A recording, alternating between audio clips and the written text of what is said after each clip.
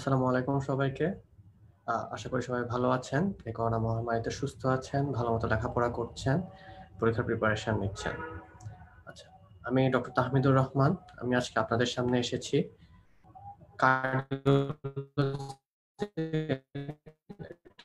খুবই ইম্পর্টেন্ট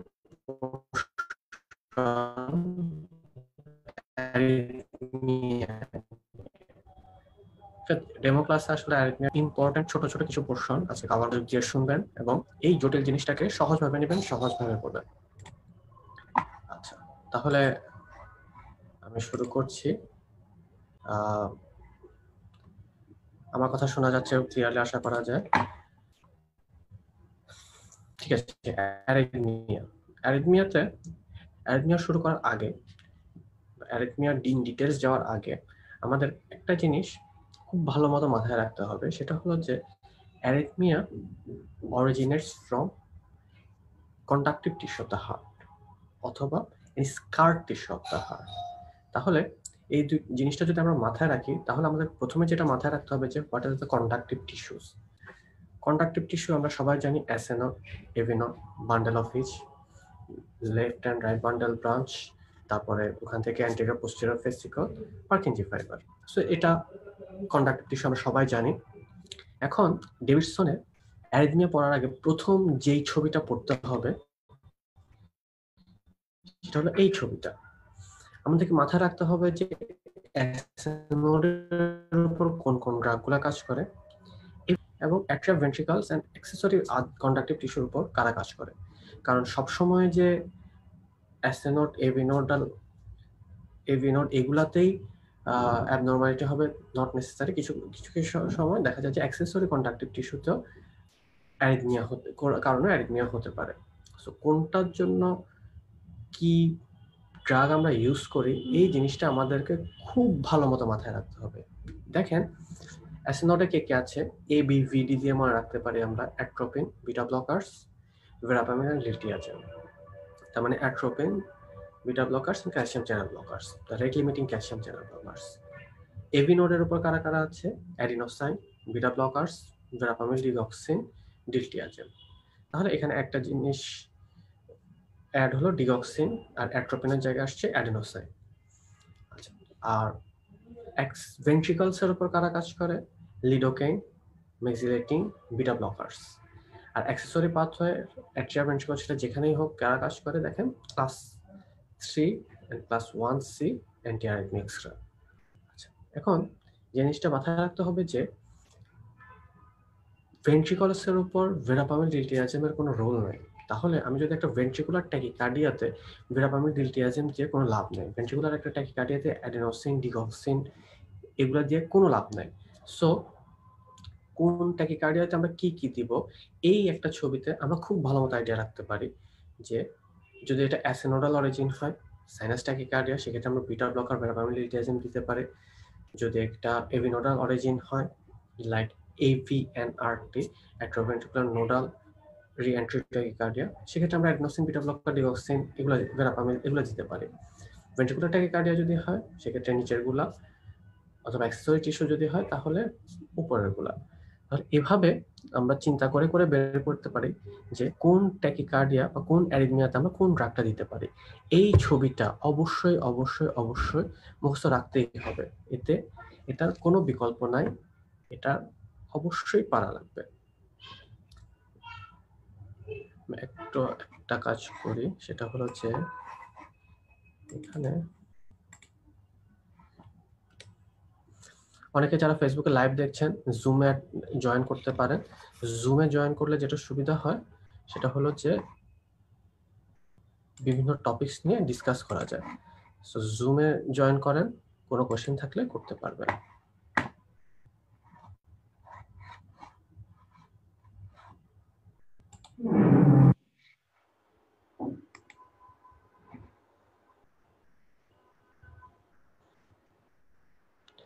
আচ্ছা, নেক্সট চলে আসতেছি।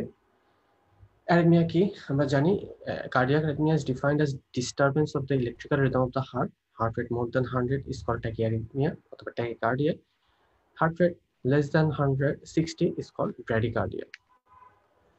ট্যাকিয়ারিথমিয়া প্যাথোজেনেসিস খুবই ইম্পর্টেন্ট একটা জিনিস, ট্যাকিয়ারিথমিয়ার প্যাথোজেনেসিস।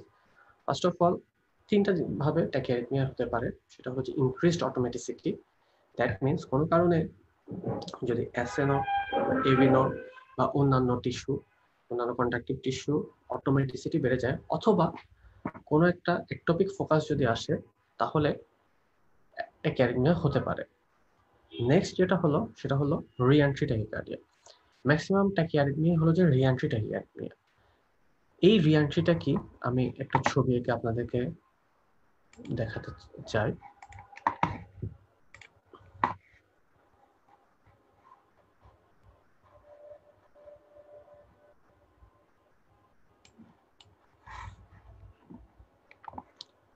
আচ্ছা,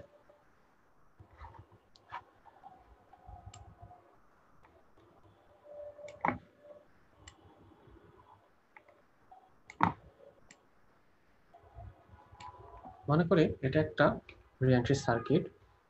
এখানে একটা পাথওয়ে ধরে নেই আমরা, এটা অ্যাসেনোডের পাথওয়ে, নর্মাল পাথওয়ে, আর একটা হলো যে অ্যাবনর্মাল একটা পাথওয়ে এই অ্যাসেনোডের পাথওয়েটার সাথে অ্যাড হয়ে গেছে। তাহলে যেটা সমস্যা হয় দেখেন, দুইটা পাথওয়ের কন্ডাক্টিভ ভেলোসিটি সেম না, দুইটা পাথওয়ের রিফ্লেক্টরি পিরিয়ড সেম থাকে না। এটাই হলো যে মেইন প্রবলেম। ধরি এটা একটা এ পাথওয়ে, এটা বি পাথওয়ে। এ পাথওয়ে ধরে নিলাম velocity is low but it has short refractory period,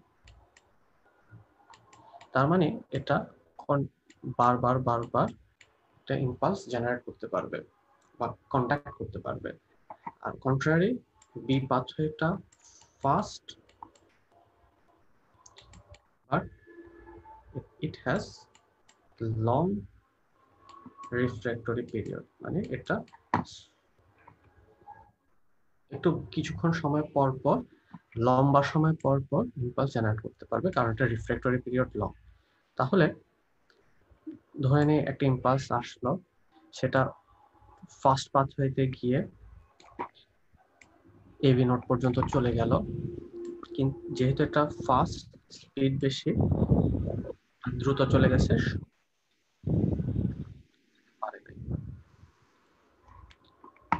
ঠিক আছে, শর্টটা এখানে রয়ে গেছে। তাহলে এটা ফার্স্ট পাথওয়ে একটা ইম্পালস কন্টিনিউ করে গেল, তো এটা যেহেতু লং রিফ্র্যাক্টরি পিরিয়ড,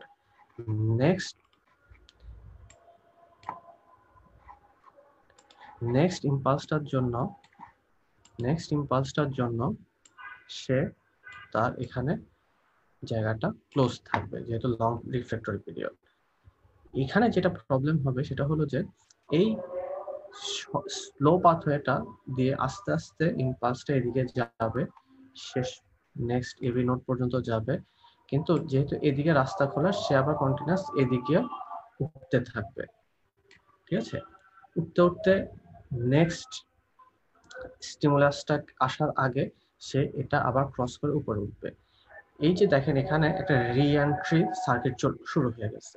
এই রিএন্ট্রি সার্কিটটার জন্য বারবার বারবার বারবার বারবার এখানে একটা ইম্পালস ঘুরতে থাকবে, যেটা continuously impulse next pathway next জায়গা লাইক এবি নোডের দিকে সেন্ড করতেই থাকবে। এখানে লো হলেও এই জায়গাটা যে ফার্স্ট কন্ডাক্টিভ পোর্শন, যার কারণে এটা খুব দ্রুত কন্টিনিউয়াস মুভ করতে থাকবে। এটাই হলো যে re-entry tachycardia. Maximum tachycardia re-entry tachycardia. এরকম রিএন্ট্রি সার্কিট একটা থাকতে পারে, অনেকগুলা থাকতে পারে। সো এই রিএন্ট্রি সার্কিটগুলোর জন্যই কন্টিনিউয়াস ট্যাকিকার্ডিয়া হতে থাকে। এতটুকু বুঝলেই আমাদের বেসিক এফসিপিএস মেডিসিনের জন্য এনাফ, যে স্লো সার্কিট থেকে কন্টিনিউয়াস রিএন্ট্রি হতে থাকছে, ট্যাকিকার্ডিয়া হতে থাকছে।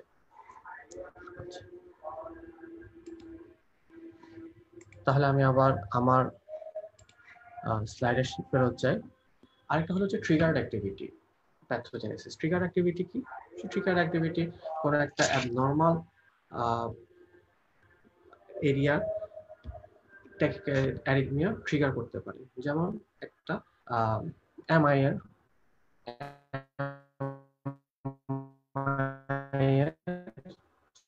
স্কার টিস্যু অ্যামায়ার্স বা কন্টিনিউয়াস অ্যারিথমিয়া তৈরি করতে পারে। তাহলে এগুলো হলো মেইন প্যাথোজেনেসিস। এই প্যাথোফিজিওলজি গুলো আমাদের লাগবে। এখন হচ্ছে the most important portion of arrhythmia. যদি আমরা ইসিজি পড়তে চাই, পরীক্ষা হয়তো ডাইরেক্ট ইসিজি দিবে না, কিন্তু আমাদের ক্লিনিক্যাল লাইফে এই ইসিজি গুলো খুব ইম্পর্টেন্ট। সুপ্রাভেন্ট্রিকুলার রিদম যদি হয়, that means AV not bundle of হিজের উপরে যদি কোনো ধরনের অ্যারিথমিয়া ডেভেলপ করে, they will be narrow complex tachycardia, because এই অ্যারিথমিয়াটা স্টার্ট ভেন্ট্রিকুলার উপরে হচ্ছে, কিন্তু পরবর্তীতে তাদের যে ভেলোসিটিটা বা তাদের যে কন্ডাকশনটা ওটা নর্মাল থাকছে। অ্যাট্রিয়াল পোর্শনটাতে অ্যাবনর্মালিটি থাকলেও ভেন্ট্রিকুলার পোর্শনে কোনো ধরনের অ্যাবনর্মালিটি থাকে না, এই কারণে এটা ন্যারো কমপ্লেক্স ট্যাকিকার্ডিয়া। আর ভেন্ট্রিকুলার রিদম যদি হয় তাহলে ওগুলো হবে ব্রড কমপ্লেক্স ট্যাকিকার্ডিয়া, মানে কিউআরএস কমপ্লেক্সটা মোর দ্যান 0.12 সেকেন্ডের বেশি হবে। তাহলে এটা হলো যে বেসিক ডিফারেন্স, যেটা দিয়ে আমরা বুঝবো এটা কি ভেন্ট্রিকুলার অরিজিন আর অ্যাট্রিয়াল অরিজিন। যদি ন্যারো কমপ্লেক্স হয় তাহলে অ্যাট্রিয়াল অরিজিন, যদি ব্রড কমপ্লেক্স হয় তাহলে ভেন্ট্রিকুলার অরিজিন। কিছু অবভিয়াসলি এক্সেপশন আছে, ওগুলো নিয়ে আমি এই মুহূর্তে ডেফিনেশন ডিসকাস করব না। Clinical feature of any arrhythmia: palpitation, dyspnoea, dizziness, angina, syncope and fatigue. এগুলা ইউজুয়ালি আমরা সিমটম হিসেবে পেতে পারি। আচ্ছা, অ্যারিথমিয়া ক্লাসিফিকেশন দুই ভাবে করা যায়, এটা হলো যে স্লো অ্যারিথমিয়া আর একটা হলো যে ফাস্ট অ্যারিথমিয়া। আজকে আমাদের মেইন ডিসকাশন হবে ফাস্ট অ্যারিথমিয়া নিয়ে, যেখানে আমরা mainly atrial tachycardia, atrial Flutter fibrillation বা সুপ্রাভেন্ট্রিকুলার ট্যাকিকার্ডিয়া, ভেন্ট্রিকুলার ট্যাকিকার্ডিয়া এই জিনিসগুলো নিয়ে মেইনলি আলোচনা করব। সাইনাস ব্র্যাডি এবং সাইনাস ট্যাকির কিছু কজ বইতে আছে, এটা খুবই ইম্পর্টেন্ট, এই কারণে এই ছবিটা এখানে দেওয়া। এটা থেকে পরীক্ষায় ট্রু ফলসের কোশ্চেন আসে যে সাইনাস ব্র্যাডিকার্ডিয়ার প্যাথোলজিক্যাল কজ কি কি। আমরা জানি ইনফেরিয়র অ্যামাই হলে সাইনাস ব্র্যাডিকার্ডিয়া হতে পারে। হাইপোথার্মিয়া, হাইপোথাইরিজম, কোলেস্ট্যাটিক জন্ডিস, খুব ইম্পর্টেন্ট একটা জিনিস। রেস্ট ইন্ট্রাক্রেনিয়াল প্রেশার যদি হয় তাহলে সাইনাস ব্র্যাডি হতে পারে। আর ড্রাগস, যদি আমরা এভি নোডাল ব্লক অথবা এস নোডাল ব্লক করে এরকম কোনো ড্রাগ ইউজ করি, definitely those will cause sinus bradycardia. আর সাইনাস ট্যাকিকার্ডিয়া প্যাথোলজিক্যাল কজ সেটা হলো যে anxiety, fever, anaemia, heart failure, thyrotoxicosis, phaeochromocytoma and beta agonist, এগুলো একটু মনে রাখতে হবে। নেক্সট চলে আসতেছে আমরা এখন অ্যাট্রিয়াল ফ্লাটারে। আমরা সবাই জানি ফ্লাটারের ইসিজি কেমন, একটা সটুথ অ্যাপিয়ারেন্স অফ ইসিজি। আমরা যে কোনো ইসিজি অ্যাট্রিয়াল ফ্লাটার চিন্তা করব যদি একটা ওই পেশেন্টের হার্ট রেট 150 উপরে হয়, তাহলে আমরা চিন্তা করব যে it can be atrial Flutter. আচ্ছা, তাহলে অ্যাট্রিয়াল ফ্লাটার আমরা একটা ইসিজি দেখি।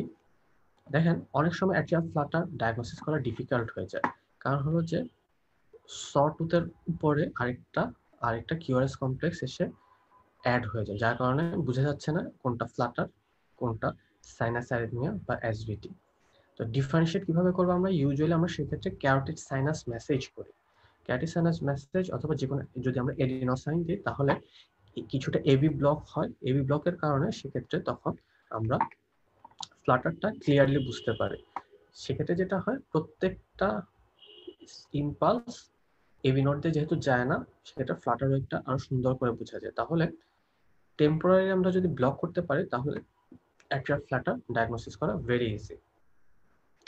আচ্ছা, মেডিকেল ম্যানেজমেন্ট অবভিয়াসলি আমরা এখন যেহেতু প্রথম ছবিটা আমাদের যদি মনে থাকে তাহলে আমরা বুঝতে পারবো তাহলে মেডিকেল ম্যানেজমেন্ট কি কি হতে পারে।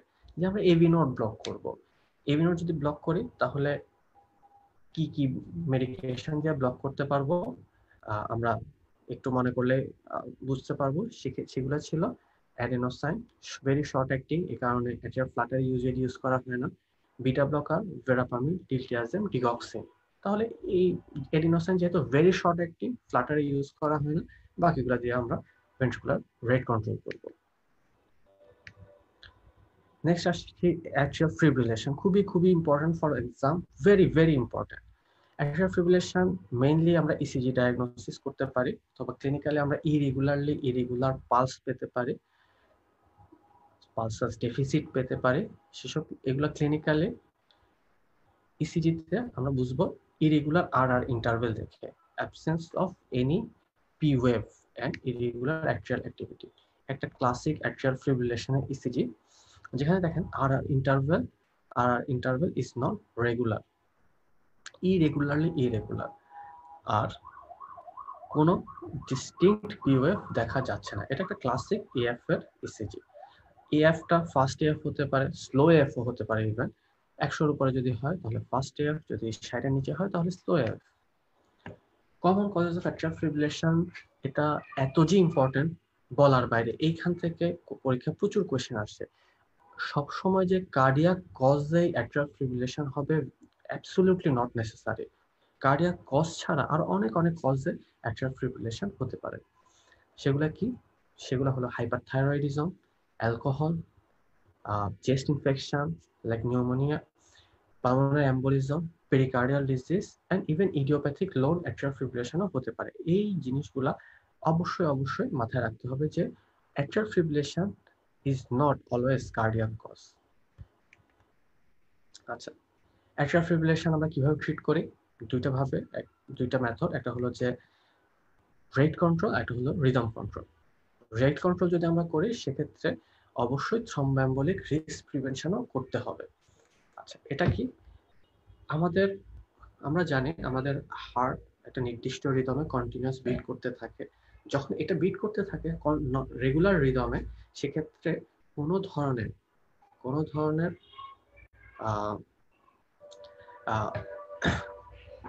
থ্রম্বাস বা ক্লট জমার কোনো সুযোগ নেই। তাহলে যখন আমরা রিদম কন্ট্রোল করব তখন আমাদের এক্সেস থ্রম্বোএম্বোলিক রিস্ক প্রিভেনশনের কোনো দরকার নেই।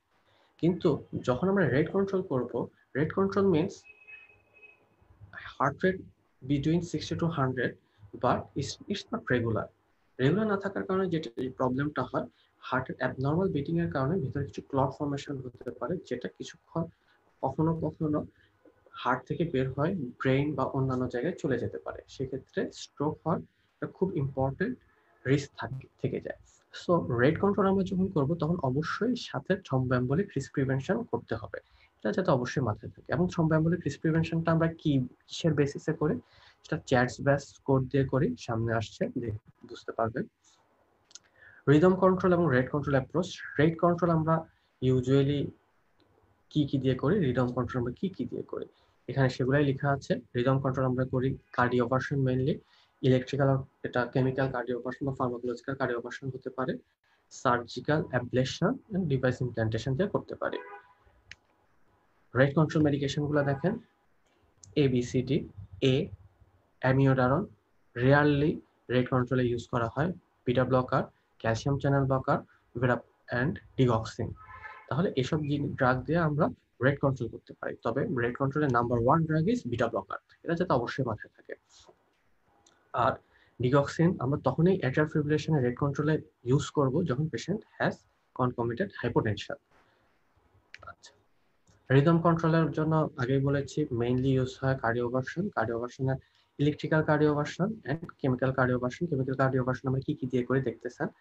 যদি অ্যাট্রিয়াল ফিব্রিলেশন 7 দিনের নিচে হয় তাহলে ফ্লিকেনাইট, প্রোপাফেনন, অ্যামিওডারন এগুলো বাংলাদেশে পাওয়া যায়, এগুলো দিয়ে মেইনলি ইউজ রিদম কন্ট্রোল করা হয়। আর যদি AF 7 দিনের বেশি হয় তাহলে অ্যামিওডারন। রেট কন্ট্রোল, এখন আসি মেইন ইম্পর্টেন্ট কোশ্চেন, যে রেট কন্ট্রোল আমরা কখন করব? একটা পেশেন্ট অ্যাট্রিয়াল ফিব্রিলেশন নিয়ে আসলো, আমরা কি দেখে বুঝবো যেটা এই পেশেন্টটার আমরা রেট কন্ট্রোল করব না রিদম কন্ট্রোল করব? ফার্স্ট অফ অল এইজটা খুবই ইম্পর্টেন্ট। যদি more than 65 years of age হয়, হাইপারটেনশন থেকে লেস সিমটোম্যাটিক হয়, সেক্ষেত্রে আমরা রেট কন্ট্রোল করব। একটা রিকারেন্ট AF যদি থাকে, রেট কন্ট্রোল করব। কোনো ধরনের previous and rhythm control drug failure থাকলে আমরা রেট কন্ট্রোল করব। আর যদি এমন কোনো একটা সিগনিফিকেন্ট প্যাথোলজি পাই যেটাতে সাইনাস রিদম মেনটেন করা পসিবল না, সেক্ষেত্রে আমরা রেট কন্ট্রোল করব। আচ্ছা, তাহলে আমরা বুঝতে পারতেছি যে অন্যগুলাতে আমরা রিদম কন্ট্রোল করব। দ্যাট মিনস এজ যদি 65 এর নিচে হয়, পেশেন্ট যদি বেশি সিমটোম্যাটিক হয়, পেশেন্টের যদি এটা ফার্স্ট AF হয়, তাহলে আমরা মেইনলি রিদম কন্ট্রোল করব। এখন আসা যাক rhythm control as preferred therapy.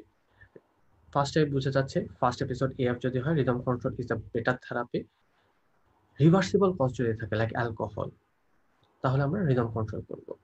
Patient unable to take anticoagulant, আগেই বলে আসছি যে রেট কন্ট্রোল যদি করি সাথে অবশ্যই একটা থ্রম্বোএম্বোলিক ম্যানিফেস্টেশন প্রিভেনশনের মেডিকেশন আমাদেরকে দিতে হবে, দ্যাট ইজ অ্যান্টিকোয়াগুলেন্টস। সেক্ষেত্রে কোনো পেশেন্ট যদি কোনো কারণে অ্যান্টিকোয়াগুলেন্ট নিতে না পারে, সেক্ষেত্রে আমরা রিদম কন্ট্রোল করা যায় কিনা এটা আমরা দেখব। আচ্ছা, chronic heart failure precipitated or worsen by atrial fibrillation. যদি হার্ট ফেলিওর আরো বেশি অ্যাট্রিয়াল ফিব্রিলেশনের জন্য ওয়ার্স হয়ে যায়, সেক্ষেত্রে আমরা রিদম কন্ট্রোল করতে বাধ্য। আচ্ছা, ইয়ং পেশেন্ট যদি হয় সেক্ষেত্রে আমরা এএফটা রিদম কন্ট্রোল দিয়ে প্রেফার করি। এখন নেক্সট, আগে বলেছি রেট কন্ট্রোলের সাথে আমরা চ্যাটলাস করতে stroke scoring prevention scoring system দেখি। তাহলে স্কোরিং সিস্টেমটা কি? এটা হলো যে সেই স্কোরিং সিস্টেম, এখান থেকে পরীক্ষার কোশ্চেন আসবে যে একটা পেশেন্টের this and this risk factor আছে, আমরা কি তার প্রোফাইলাক্সিস দিব না দিব না, দিলে কি দিব, মেলে হলে দিব না ফিমেলে হলে দিব, এই জিনিসগুলা এই স্কোরিং সিস্টেমটা থেকে আমাদেরকে বের করে আনতে হবে। খুবই ইম্পর্টেন্ট একটা স্কোরিং সিস্টেম পরীক্ষায় আসে। আর এটা হলো যে আমরা অ্যান্টিকোয়াগুলেশন দেওয়ার পরে ওই পেশেন্টটার ব্লিডিং রিস্ক ফ্যাক্টর কতটুকু আছে, HAS BLED score relatively less important than চ্যাটলাস স্কোর, স্টিল পরীক্ষায় আসার সম্ভাবনা খুব বেশি। নিউমোনিক দিয়ে খুব ইজিলি মনে রাখা যায় হ্যাজ ব্লাডে কে কে আছে, hypertension, liver function abnormality, stroke history, bleeding, labile INR, elderly patient and some other concomitant drug. যদি 3-এর উপরে হয় তাহলে বুঝতে হবে যে এই পেশেন্টের অ্যান্টিকোয়াগুলেশন দেওয়ার পরে ক্লোজ মনিটরিং এর মধ্যে রাখা লাগবে। আচ্ছা, নেক্সট চলে আসতেছি সুপ্রাভেন্ট্রিকুলার ট্যাকিকার্ডিয়া বা AV nodal atrioventricular nodal reentry tachycardia. কিভাবে ডায়াগনোসিস করব? এখানে ক্লিনিক্যালি একটা স্পেসিফিক আলাদা ফিচার পাওয়া যায় যেটা পরীক্ষার হলে ডায়াগনোসিস করার জন্য খুব ইজি। পরীক্ষার হলের জন্য হয়তো আপনার সামনে যে রোগীটা আসবে এই সব ক্ষেত্রে নাও পেতে পারেন, পরীক্ষার হলের জন্য আমরা ট্যাকিকার্ডিয়া যেসব সিমটমগুলো আগে দেখে এসেছি ওইগুলোর সাথে যদি পলিউরিয়া হয় তাহলে আমরা একটা ডায়াগনোসিস মাথায় রাখবো যে this is can be due to supraventricular tachycardia. Supraventricular tachycardia একটা আলাদা, অথবা এভিএনআরটির একটা আলাদা ফিচার যে পলিউরিয়া হয় due to increase release of action natriuretic peptide, সেটা থাকতে পারে। আচ্ছা, this is a classical ECG of SVT. এসভিটির তাহলে ক্রাইটেরিয়াগুলো কি কি? রেগুলার রিদম থাকবে, পিওএফ অ্যাবসেন্ট থাকবে, কিউআরএস কমপ্লেক্স ন্যারো থাকবে। ইএফ আমরা যেটা দেখে এসেছি সেটা হলো যে রিদমটা ইরেগুলার। তাহলে এখন এসভিটির ট্রিটমেন্ট যদি আমরা করতে চাই, তাহলে আমরা কি ট্রিটমেন্ট দিতে পারি? একটা অ্যাট্রিয়া থেকে একটা ইম্পালস চলে আসতেছে। আমার সাথে এখানে একজন জুমে জয়েন করেছেন, ইবতিসাম, আপনি বলেন দেখি যে এখানে আমরা কি ট্রিটমেন্ট দিতে পারি?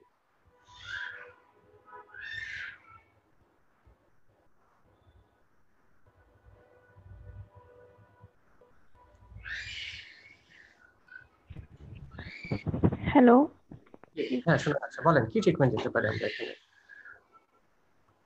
কি ওয়েট কন্ট্রোল করার জন্য? সরি,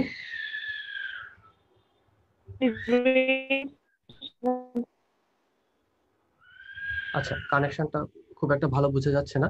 এখানে আমরা ট্রিটমেন্টগুলো যা দিব সেগুলো হলো যে এভি নোড ব্লক করে দিব। আমরা এভি নোড ব্লকার ড্রাগগুলা দিব।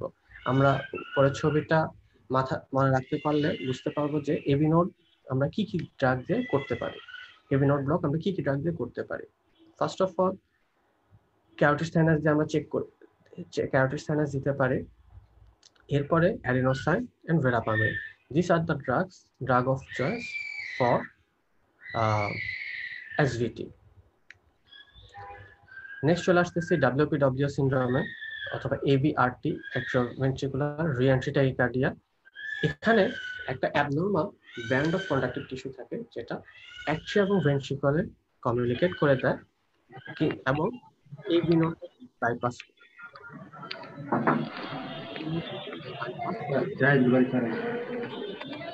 এবং ভেন্ট্রিকলে একটা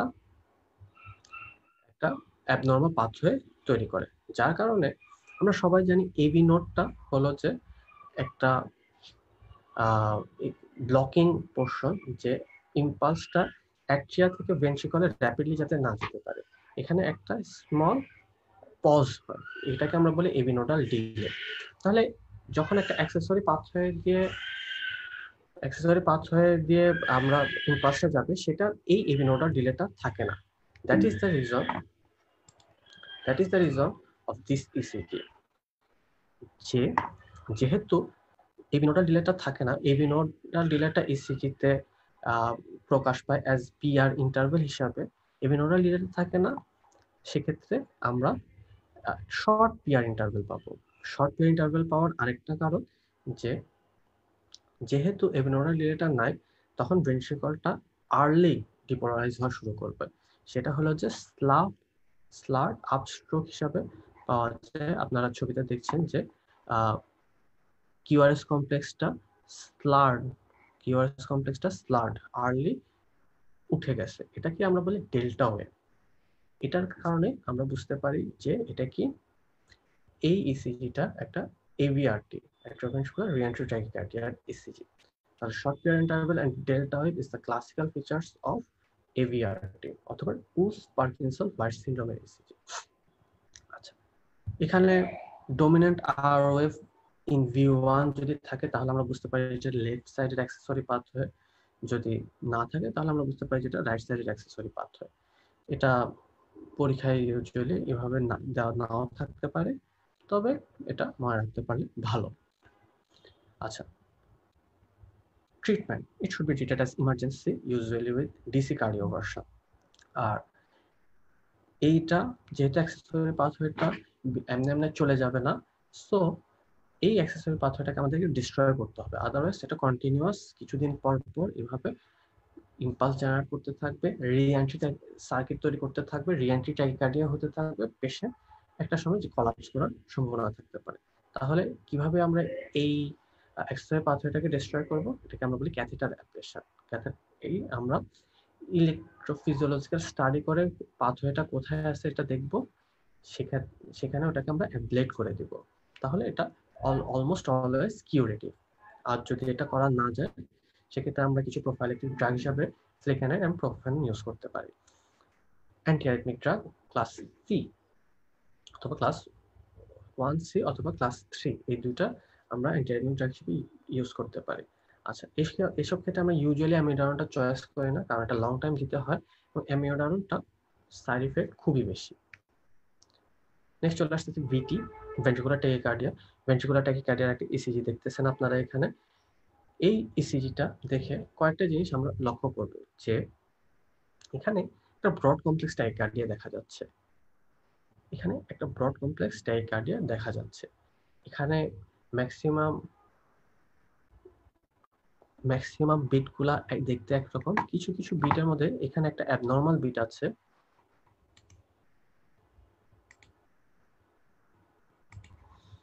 এখানে আপনারা একটা অ্যাবনর্মাল বিট দেখতেছেন, অ্যাকচুয়ালি এটাই নর্মাল বিট, বাকিগুলা হলো যে অ্যাবনর্মাল বিট।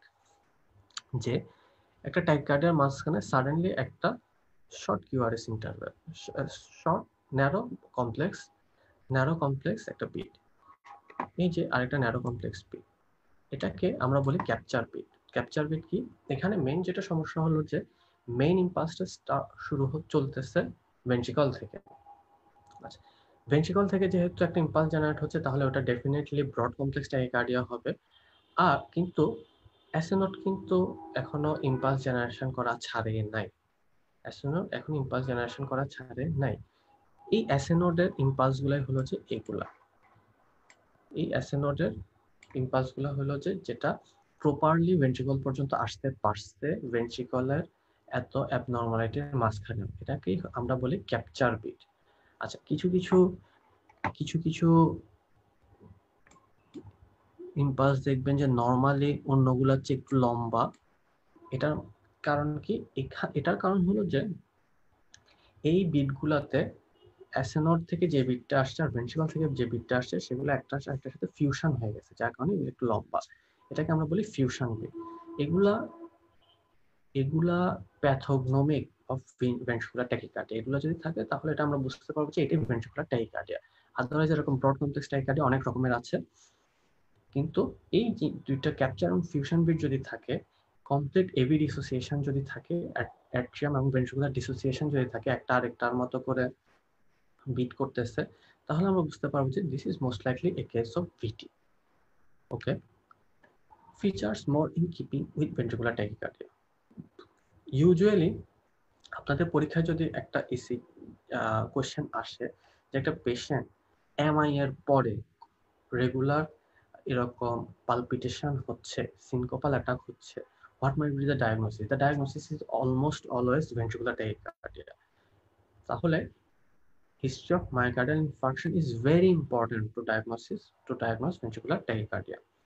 আচ্ছা, atrioventricular dissociation থাকতে পারে, আপনারা ইসিজি দেখেছেন, ক্যাপচার ফিউশন বিট থাকতে পারে, এক্সট্রিম লেফট সাইড ডেভিয়েশন হতে পারে, and very broad QRS complex আমরা ইসিজিতে দেখলাম। কেওটিক সাইনাস এবং ইনট্রাভেনাস অ্যাডেনোসাইনের নো রেসপন্স কেন হবে? কারণ এগুলা কেওটিক সাইনাস রেসপন্স এবি নোডের মেসেজ করলে এবি নোডাল ব্লক হয় কিছুটা, এডিনোসিনও এবি নোডাল ব্লক করে, কিন্তু ভেন্ট্রিকুলার ট্যাকিকার্ডিয়াতে তো এবি ব্লক করে আপনার কোনো লাভ নেই, কারণ মেইন অ্যাবনর্মাল ইম্পালসটা জেনারেট হচ্ছে ভেন্ট্রিকলে। তো ভেন্ট্রিকল আপনি যদি এবি নোডাল ব্লকটাও করেন, তাহলে এসি নোড থেকে যে বিটগুলো আসতেছিল ওইটাও বন্ধ করে দিলেন আপনি। এই কারণে এই ভিটিতে আমরা এবি নোড ব্লক করে এরকম কোনো ড্রাগ দেওয়া পাপ। এডিনোসাইন দিতে পারতেছেন আপনি, কেন? এডিনোসাইনের হাফ লাইফ খুবই কম, এই কারণে রেসপন্স আছে কি আসে না এটা দেখার জন্য আপনি যদি এডিনোসাইন দিলেও দিতে পারেন, সেটা অ্যাকচুয়ালি উচিত না।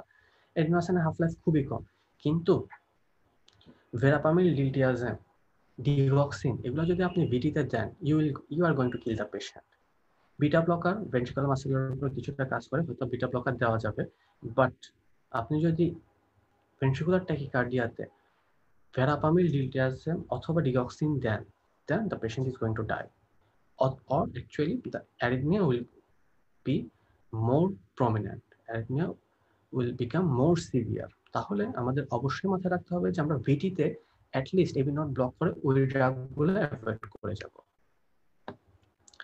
ম্যানেজমেন্ট পেশেন্ট সাইনাস রিদমে আনতে হবে। ইউজুয়ালি আমরা দুইটা জিনিস দেখি, একটা হলো যে পেশেন্টের কন্ডিশন কিরকম।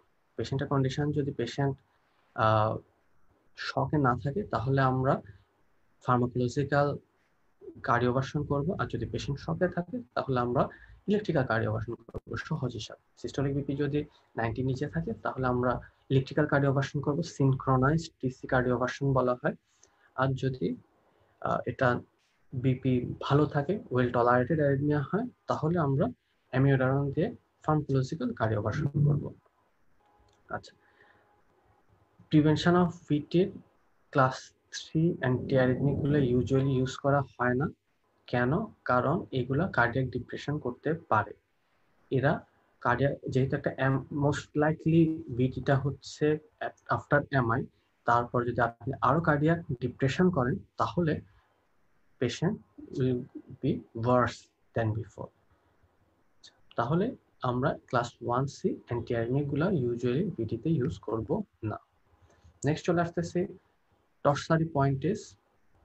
এতক্ষণ আমরা দেখলাম মনোমরফিক ভেন্ট্রিকুলার ট্যাকিকার্ডিয়া, এখন আমরা দেখতেছি polymorphic ventricular tachycardia. Monomorphic and polymorphic কি? মনোমরফিক হলো যে কিউআরএস কমপ্লেক্সটা almost nearly equal of every beat. Polymorphic কি? Not equal in every beat. তাহলে torsades pointes usually is a complication of prolonged QT interval. Prolonged QT interval যদি persist করতে থাকে তাহলে টর্সারি পয়েন্টেস অথবা একটা পলিমরফিক ভেন্ট্রিকুলার ট্যাকিকার্ডিয়া হতে পারে।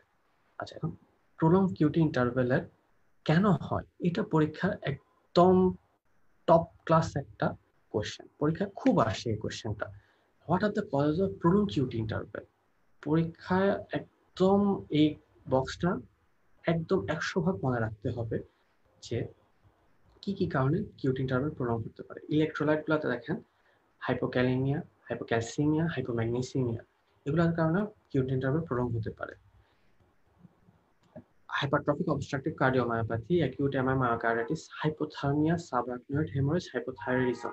This also can cause prolonged QT interval. দেখেন সব হাইপোতে ইউজুয়ালি QT interval prolong হয়। আচ্ছা, ড্রাগস গুলা দেখি এখন আমরা।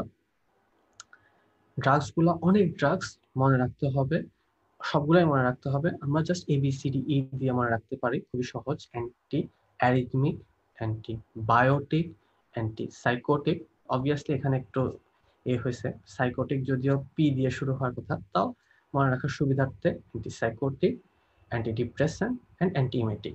পরীক্ষায় একটা খুবই কমন কোশ্চেন যে একটা পেশেন্ট আফটার নিউমোনিয়া ভমিটিং করতেছিল, তখন পেশেন্টকে কিছু মেডিকেশন দেওয়া হয়, একটা অ্যান্টিবায়োটিক দেওয়া হয় এবং একটা অ্যান্টিএমেটিক দেওয়া হয়। After that patient developed torsades pointes অথবা prolonged QT interval. Which drugs most likely be used? তাহলে নিউমোনিয়ার কারণে আমরা ধরেই নিতে পারি যে একটা অ্যান্টিবায়োটিক দেওয়া হয়েছিল এবং the antibiotic group is most likely macrolides. আর ভমিটিং এর যদি কারণে একটা অ্যান্টিমেটিক দেওয়া হয়েছিল, সো দেওয়া হয়েছে সেটা হলো যে মোস্ট লাইকলি ডমপেরিডন। তাহলে আমাদেরকে মাথায় রাখতে হবে যে আমরা একই সাথে ম্যাক্রোলাইডস এবং ডমপেরিডন ইউজ না করা সেফ। কারণ কি, যদি একসাথে দুইটা করি তাহলে দেখা যায় যে এটা ইন্টারাকশনের জন্য prolonged QT interval হতে পারে। সো খুবই ইম্পর্টেন্ট, এটা পরীক্ষার হলে যাতে মাথায় থাকে এবং জীবনেও যাতে মাথায় থাকে যে আমরা একসাথে ম্যাক্রোলাইড এবং ডমপেরিডন ইউজ করব না। তাহলে এই টপিকসটা পরীক্ষার জন্য খুবই হট টপিকস, প্রচুর কোয়েশ্চেন আসে। আচ্ছা, ম্যানেজমেন্ট, ইন্ট্রাভেনাস ম্যাগনেসিয়াম দিতে হয় সবাইকে এবং drug of choice beta blocker. তাহলে এই দুইটা ড্রাগ দিয়ে আমরা ইউজুয়ালি ম্যানেজ করি টর্সাইটিক পয়েন্টিস। আচ্ছা, এতক্ষণ ধরে অনেক কিছু পড়ালাম, অনেক কথাবার্তা হলো। এখন দুইটা কোশ্চেনের আনসার যদি আপনারা দিতে পারেন, আমি বুঝতে পারবো যে আমার এতক্ষণ পড়ানোটা কিছুটা হলেও সার্থক, সামান্য কিছুটা হলেও সার্থক।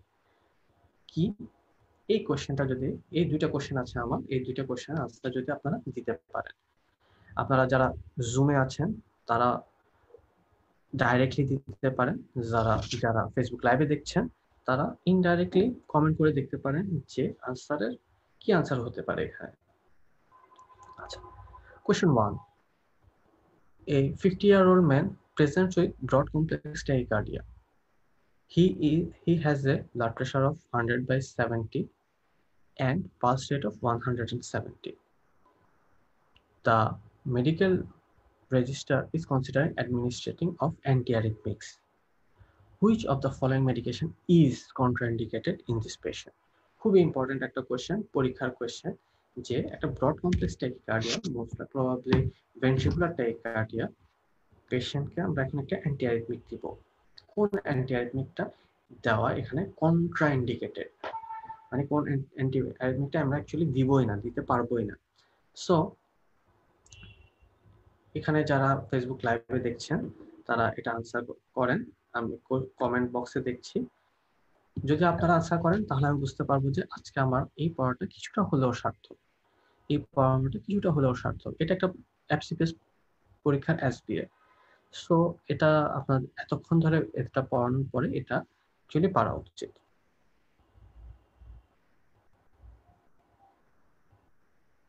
আমি 1 থেকে 2 মিনিট অ্যাকচুয়ালি সময় দিব, দেখা যাক কেউ কিছু আনসার করে কিনা।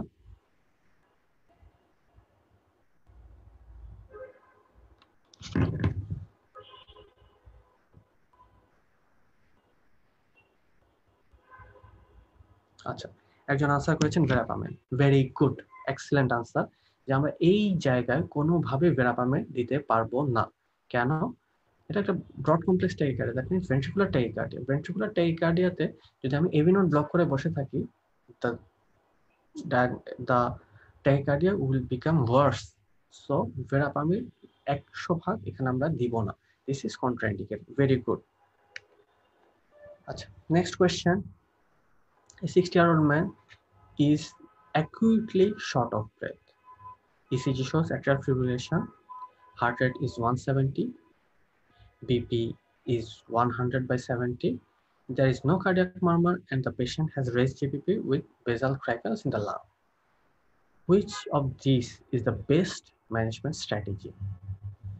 তাহলে এখানে একটা পেশেন্টের অ্যাট্রিয়াল ফিব্রিলেশন হচ্ছে, এটা সাথে পেশেন্টের হার্ট ফেলিওর ডেভেলপ করেছে। হার্ট ফেলিওর ডেভেলপ করেছে কিভাবে বুঝলাম?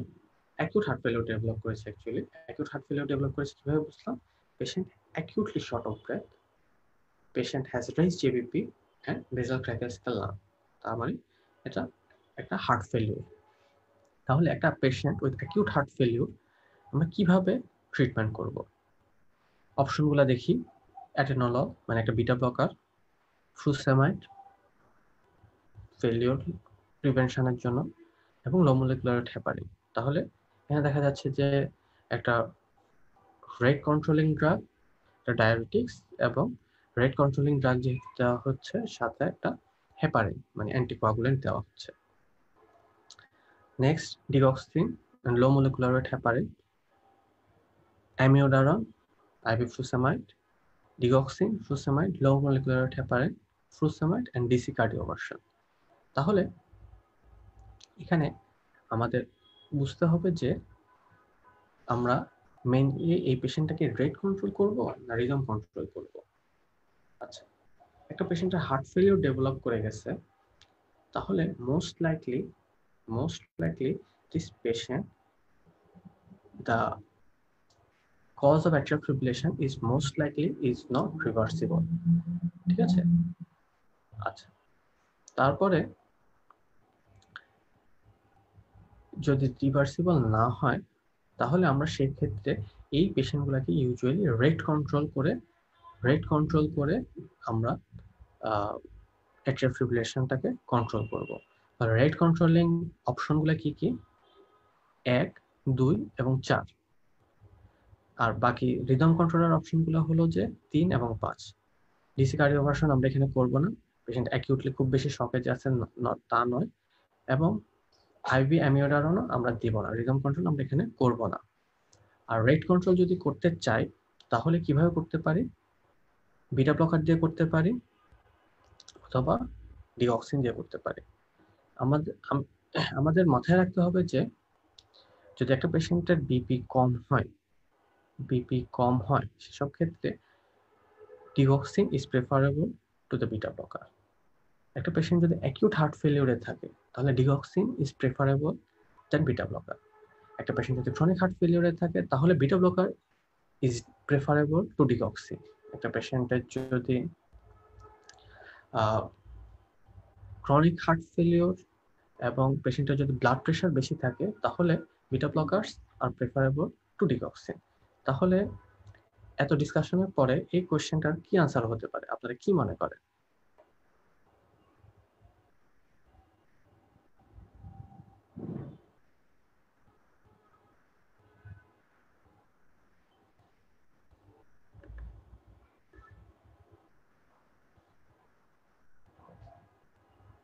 কেউ একজন কমেন্ট বক্সে আনসার দেন দেখি।